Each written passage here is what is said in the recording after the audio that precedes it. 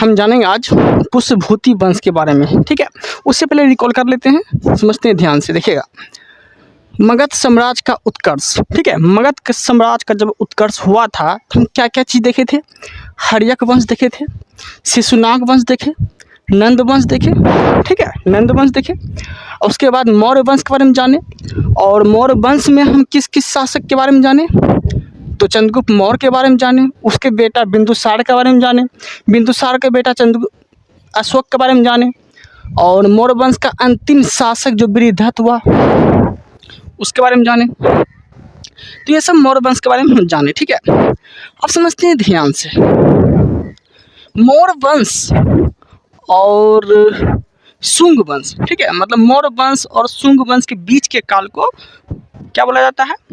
मौर्योत्तर काल। ठीक है, समझते ध्यान से, मौर्योत्तर काल समझते। तो मौर्योत्तर काल में हम लोग क्या देखे? विदेशी आक्रमण के बारे में जाने, जिसमें कि हम क्या क्या पढ़े थे?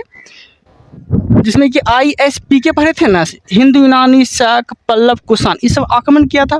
तो उससे पहले थोड़ा सा रिकॉल कर लेते हैं कि ये जो सिकंदर था ना, सिकंदर जो आक्रमण किया था वो धनानंद के समय आक्रमण किया था। ठीक है, और धनानंद कौन था? तो धनानंद जो था वो नंद वंश का अंतिम शासक था। ठीक है, तो इस तरह से विदेशी आक्रमण होना स्टार्ट हुआ था।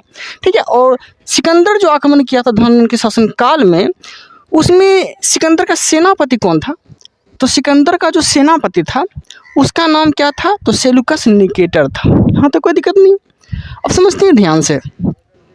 फिर विदेशी आक्रमण का आपसे क्रम पूछ लेगा, तो विदेशी आक्रमण क्रम किस तरह से होगा?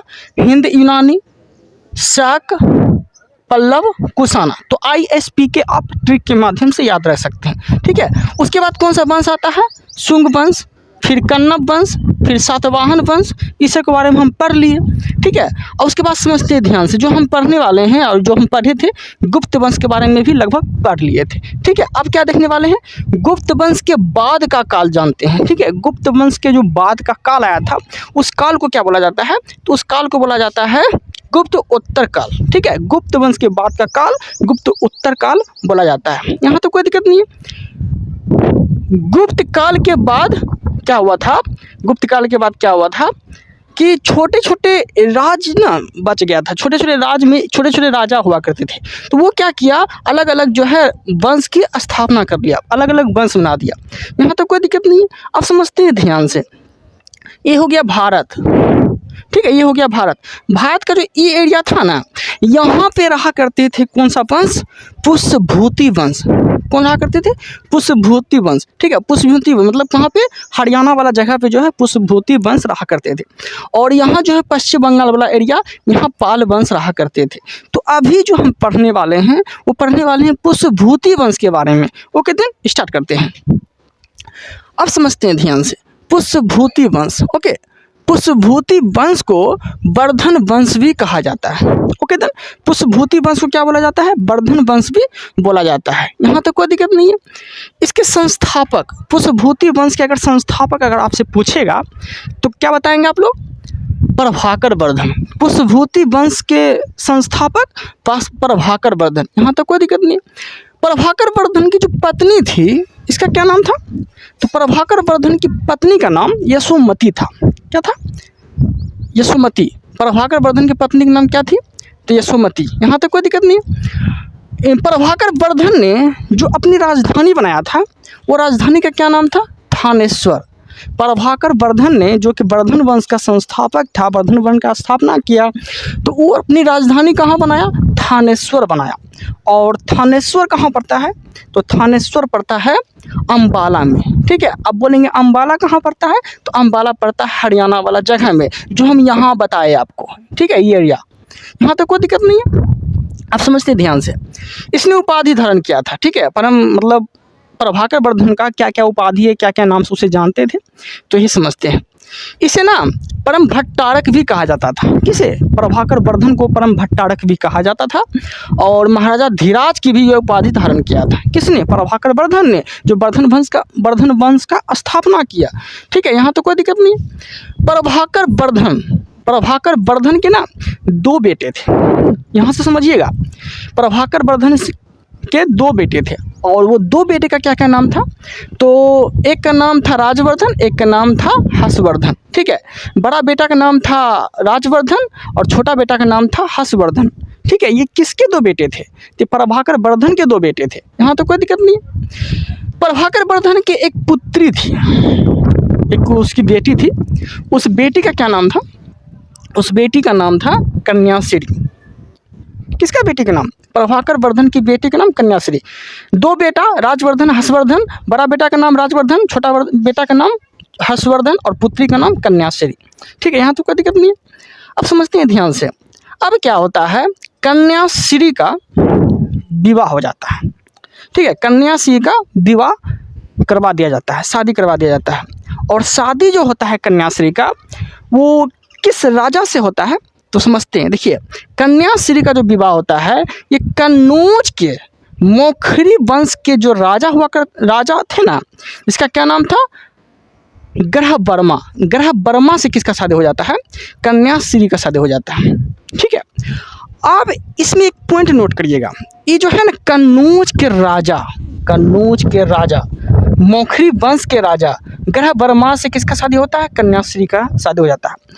कन्नौज, एक आप याद रखिए, कन्नौज के लिए कितना राजा युद्ध करता है वही समझिएगा। तो कन्याश्री का जो है विवाह किससे हो जाता है? ग्रह वर्मा से हो जाता है। यहाँ तक कोई दिक्कत नहीं है। अब क्या होता है, ग्रह वर्मा की कर दी जाती है हत्या। जब ग्रह वर्मा की जब हत्या कर दिया जाएगा तो कन्याश्री तो विधवा हो जाएगी।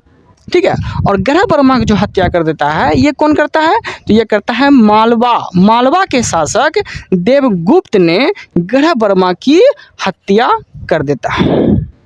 ठीक है, मालवा के जो शासक कहते हैं देवपुत्र ने ग्रह वर्मा की हत्या कर देता है और ग्रह वर्मा की हत्या करके कन्नौज को कब्जा लिया जाता है। यहाँ तक कोई दिक्कत नहीं। तो ग्रह वर्मा की जो हत्या कर देता है कौन? देवगुप्त। तो अब जो है राजवर्धन, जो कि प्रभाकर वर्धन का बड़ा बेटा था और कन्याश्री का बड़ा भाई था, इसको आ गया गुस्सा। ठीक है, इसको आ गया गुस्सा। अगर अपनी सिस्टर के मतलब इसका तो जियाजी लगते होंगे, इसका तो जियाजी न लगे। राजवर्धन के जियाजी कौन हुए थे? ग्रह वर्मा की जब हत्या कर दिया तो कन्याश्री विधवा हो गई। और तब राजवर्धन को फिर गुस्सा आ जाता है। अब फिर राजवर्धन क्या करता है? राजवर्धन जो है देवगुप्त का फिर हत्या कर देता है। ठीक है, देवगुप्त का हत्या कर देता है। और देवगुप्त कहाँ का शासक था? तो मालवा का शासक था। और देवगुप्त का जब हत्या कर देता है तो फिर कन्नौज को वो अपना लेता है राजवर्धन के पास कन्नौज चल जाता है। ठीक है, सारा लड़ाई हो रहा था कन्नौज के लिए। ठीक है, यहाँ तो कोई दिक्कत नहीं है। आप समझते हैं ध्यान से। तो देवगुप्त का हत्या कौन कर देता है? राजवर्धन। हाँ, तो कोई दिक्कत नहीं। जब देवगुप्त का हत्या कर दिया जाता है तो देवगुप्त का एक मित्र होता है जिसका नाम होता है शशांक। जिसका नाम क्या होता है? शशांक। अब शशांक को फिर गुस्सा आ जाता है कि मेरा मित्र का हत्या कर दिया राजवर्धन ने, अब तो हम छोड़ेंगे नहीं राजवर्धन को। तो अब उसका जो मित्र होता है शशांक, अब शशांक किसका हत्या कर देगा? तो अब जो शशांक हत्या कर देता है वह कर देता है राजवर्धन का हत्या। ठीक है, यहाँ तो कोई दिक्कत नहीं है। तो राजवर्धन का हत्या कौन कर देता है? शशांक कर देता है। ठीक है, फिर से रिकॉल करते हैं। ओके, समझते हैं ध्यान से। ग्रह वर्मा की हत्या कौन किया? देवगुप्त का हत्या कौन किया? राजवर्धन का हत्या कौन किया? शशांक। यहाँ तक कोई दिक्कत नहीं है। अब राजवर्धन का हत्या कर देता है शशांक। ठीक है, शशांक हत्या कर देता है। तो शशांक जब राजवर्धन का हत्या कर देता है तो अब उसका राजवर्धन का छोटा भाई जिसका क्या नाम रहता है? तो हर्षवर्धन। अब ये मैदान में उतरता है। उससे पहले जो शशांक जो राजवर्धन का हत्या कर देता है, तो हत्या कर देने के बाद क्या होता है? कन्याश्री जो उसकी सिस्टर थी, कन्याश्री को बंदी बना लेता है। कन्याश्री को जब बंदी बना लेता है तो कन्याश्री के मन में चलने लगता है हम कारागार में बंद हैं, मतलब मेरा पति भी चला गया, मेरा पति का भी हत्या हो गया, मुझे भी कारागार में डाल दिया है, अब हम जिंदा नहीं रहेंगे, अब हम मर जाएंगे। ठीक है, इस तरह से वो यही कन्याश्री सोच रही थी। ठीक है, तो उसके बाद फिर हर्षवर्धन मैदान में आता है। फिर हर्षवर्धन फिर किसका हत्या कर देता है? शशांक का फिर हत्या कर देता है। और शशांक का जब हत्या कर देता है कौन? शशांक का जब हत्या कर देता है तो कन्याश्री जो बंदी बनी हुई थी, वो कारागार से उसे छुड़ा लिया जाता है। ठीक है, किसके द्वारा? हर्षवर्धन के द्वारा। ठीक है, फिर हर्षवर्धन क्या होता है? हर्षवर्धन तो हत्या कर देता है फिर शशांक का। फिर एक बार फिर से रिकॉल करते हैं, समझते हैं ध्यान से। देखिए, कन्याश्री का विवाह होता है किसके साथ?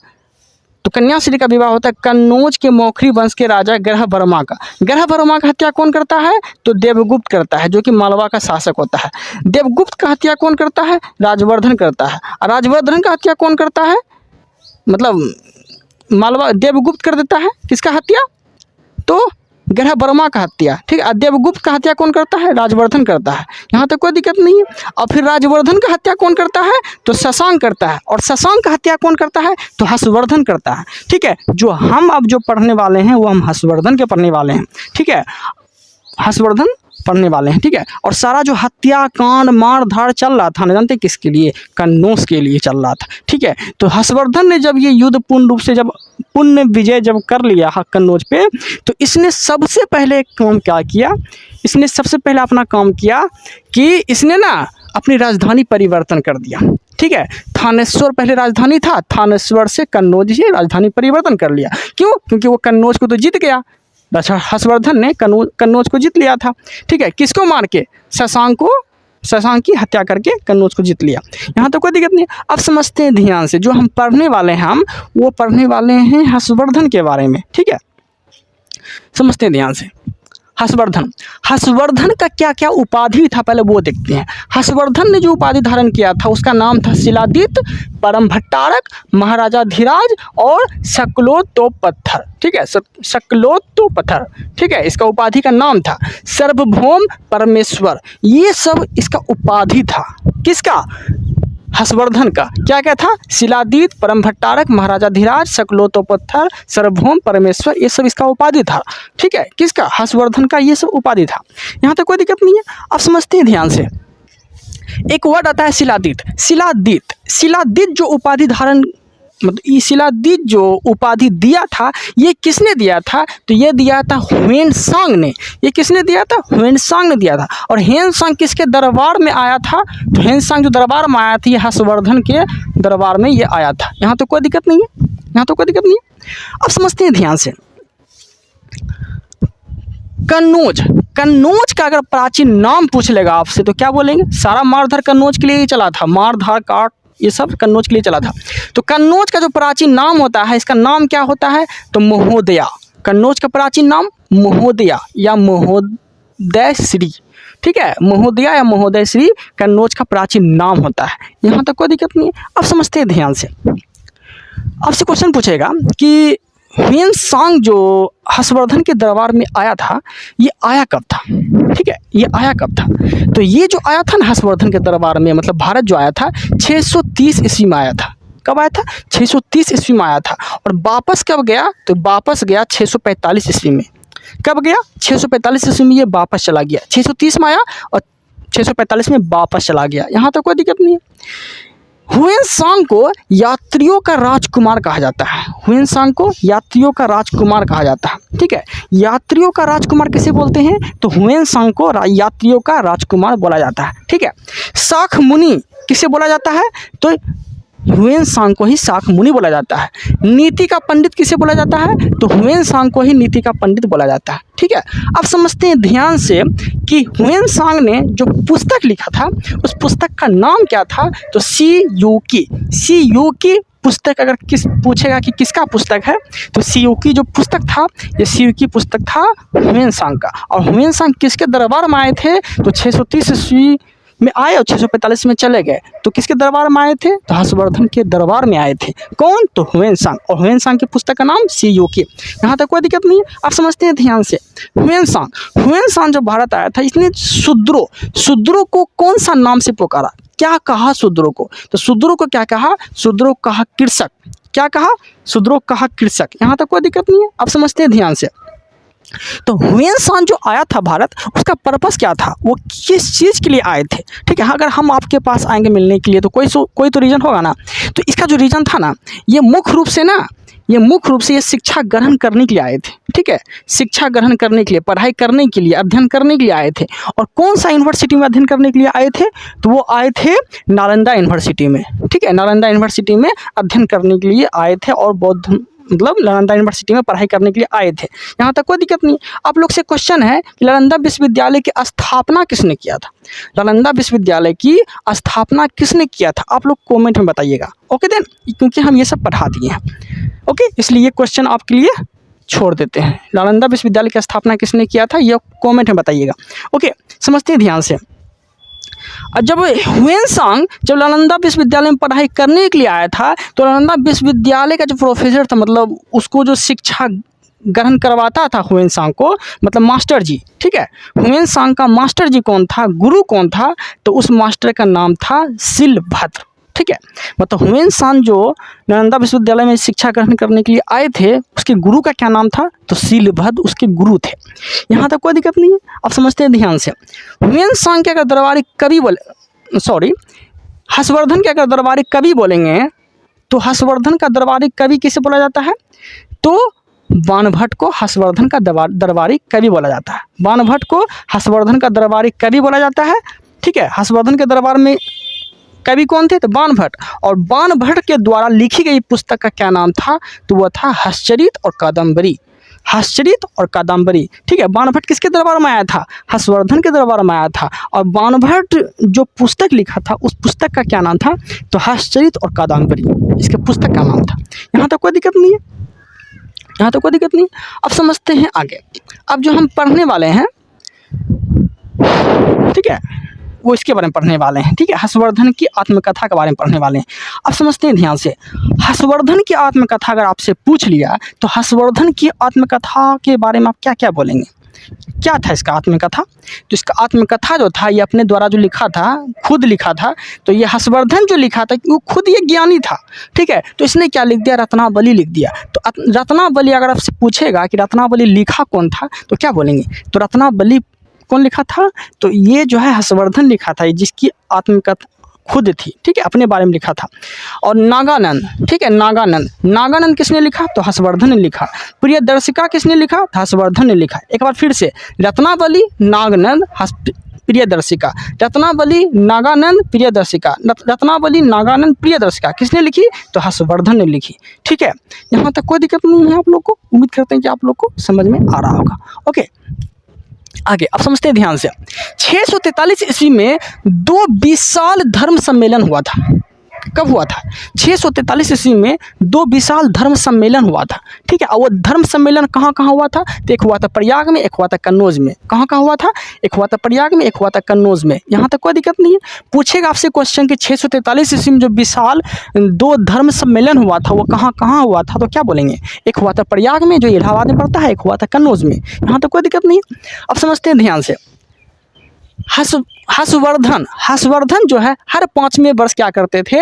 तो धर्म सम्मेलन का आयोजन करते थे, धर्म सम्मेलन का आयोजन करते थे। यहाँ तो कोई दिक्कत नहीं है। अब समझते हैं ध्यान से। और आयोजन करने के लिए कहाँ जाते थे? तो प्रयाग जाते थे। कौन? हर्षवर्धन। अब समझते हैं ध्यान से। छठे समारोह में ह्वेनसांग, छठे समारोह जब सम्मेलन हो रहा था, तो उसके साथ ना हर्षवर्धन के साथ ह्वेनसांग भी भाग लिया था। हर्षवर्धन के साथ ह्वेनसांग भी भाग लिया था। और उस सम्मेलन को क्या बोला गया? उस समारोह को क्या बोला गया? तो वो बोला गया महामोक्ष परिषद, ठीक है। जब छठे समारोह में ह्वेनसांग जब भाग लिया था, जिसे यात्रियों का पंडित कहा जाता है, तो ह्वेनसांग जब भाग लिया था, तो उस सम्मेलन को क्या बोला गया? तो उस सम्मेलन को बोला गया महामोक्ष परिषद। क्या बोला गया? महामोक्ष परिषद, ठीक है। उम्मीद है कि आप लोग को अच्छे से समझ में आ गया होगा। आप लोग को अगर मेरा कंटेंट अच्छा लगता है, तो चैनल को सब्सक्राइब कर लीजिएगा। Okay then, thank you, thanks for watching.